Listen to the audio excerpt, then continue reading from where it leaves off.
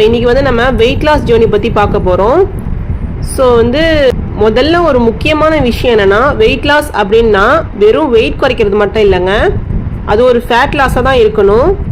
So அதாவது நம்ம உடம்புக்கு நல்லதாக ஹெல்த்தியாக சஸ்டைனபிளாக வெயிட் குறையணும். ஸோ அதான் இங்கே மெயினே.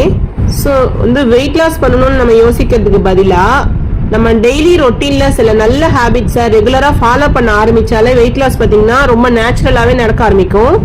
ஸோ நம்ம வந்து ஒரே நாளில் ரிசல்ட்டை பார்க்கணும் அப்படின்னு நினைக்காம தினமும் கன்சிஸ்டன்சியாக ஃபாலோ பண்ணுறது தான் இங்கே ரொம்ப ரொம்ப முக்கியம். ஸோ வாங்க வீடியோக்குள்ளே போகலாம். ஸோ இப்போ வந்து மார்னிங்லேருந்து ஸ்டார்ட் பண்ணலாம். ஸோ மார்னிங்கில் பார்த்தீங்கன்னா நீங்கள் ஏர்லி மார்னிங் எந்திரிச்சதுக்கு அப்புறமா டீ காஃபி எதுவுமே குடிக்காம ஒரு ஹெல்த்தியான ட்ரிங்க் குடிக்கணும். உதாரணத்துக்கு ஜீரக தண்ணி, வெந்தய தண்ணி, ஃபிளாக்ஸீட் வாட்டர், இந்த மாதிரி நம்ம வந்து குடிச்சோன்னா நம்ம பாடி வந்து ரொம்ப லைட்டாக ஃபீல் ஆகும். அப்போ வந்து நீங்கள் ஃபுட் எடுத்துக்கும் போது பார்த்தீங்கன்னா ரொம்ப ஈஸியாகவே டைஜஸ்ட் ஆகும். ஸோ மார்னிங்கில் இந்த மாதிரி நல்ல ஸ்டார்ட் கொடுத்தாலே இந்த நாள் முழுக்கவே ஒரு ஹெல்த்தியான சாய்ஸாக ஈஸியாக ஃபாலோ பண்ணுறதுக்கு ஹெல்ப்ஃபுல்லாக இருக்கும்.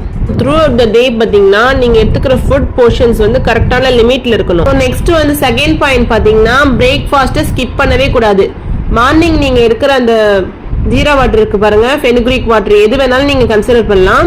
ஸோ ஆனால் இந்த மாதிரி நீங்கள் வாட்டரை கன்சிடர் பண்ணிட்டு அதுக்கப்புறம் மார்னிங் பிரேக்ஃபாஸ்ட்டை நீங்கள் ஸ்கிப் பண்ணீங்கன்னா வெயிட் லாஸ் வந்து ரொம்ப ஃபாஸ்ட்டாகவே நடக்காதுங்க.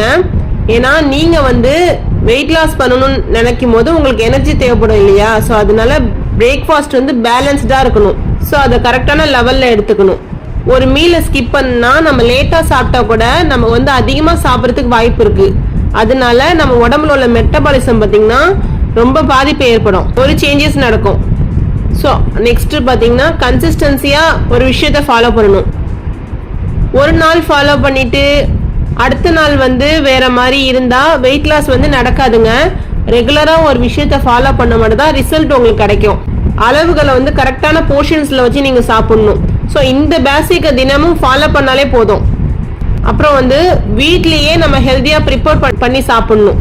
வீட்டில் இருக்கிற நம்ம இன்க்ரீடியன்ட் வச்சியே நல்ல ஹெல்த்தியான மீலை தயார் பண்ணி சாப்பிடலாம். முக்கியமாக நமக்கு வந்து ப்ரோட்டீன் வந்து ரொம்ப முக்கியம். ஹை கேலரி ஃபுட்ஸை வந்து கண்டிப்பாக அவாய்ட் பண்ணி ஆகணும். முடிஞ்ச அளவுக்கு நம்ம வந்து லோ கேலரி ஃபுட்டை, நியூட்ரியன்ஸ் அதிகமாக நிறைஞ்சிருக்க ஃபுட்டை சூஸ் பண்ணி சாப்பிடணும். ஸோ வெளியிலேருந்து ஆர்டர் பண்ணி சாப்பிட்றது, ப்ராசஸ்டு ஃபுட்டு, இது எல்லாத்தையும் நம்ம வந்து கொஞ்சம் கொஞ்சமாக அவாய்ட் பண்ணணுங்க.